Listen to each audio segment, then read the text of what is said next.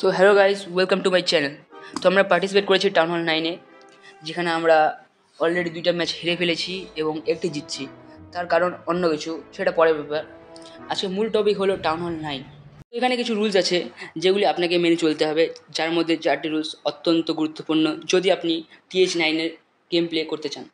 তো প্রথম রুলস হচ্ছে, আপনি একটি ডিভাইসে একাধিক অ্যাকাউন্ট প্লে করতে পারবেন না, অর্থাৎ আপনার একটি ডিভাইসে একাধিক অ্যাকাউন্ট প্লে হবে না। দ্বিতীয়, TH9-এর ট্রুপ ছাড়া কোনো ট্রুপ নিতে পারবেন না, অর্থাৎ সিসি থেকে আপনার TH9-এর উপরে যে কোনো ট্রুপ নিতে পারবেন না। এখানে সিসি মানে অনেকেই বুঝে না, সিসি বলতে ক্ল্যান থেকে যে রিইনফোর্সমেন্ট হিসেবে আপনি নেন সেইটাই আপনার সিসি ট্রুপ। নেক্সট, নিউটনের থার্ড ল। আপনার এজ যদি 16-এর বেশি হয় তাহলে আপনি খেলতে পারবেন, অর্থাৎ 16-এর কম হলে আপনি খেলতে পারবেন না। যদি সিওসির সন্দেহ হয় আপনার ওপর যে আপনার এজ 16-এর কম, তাহলে আপনার ডকুমেন্ট চেক হবে।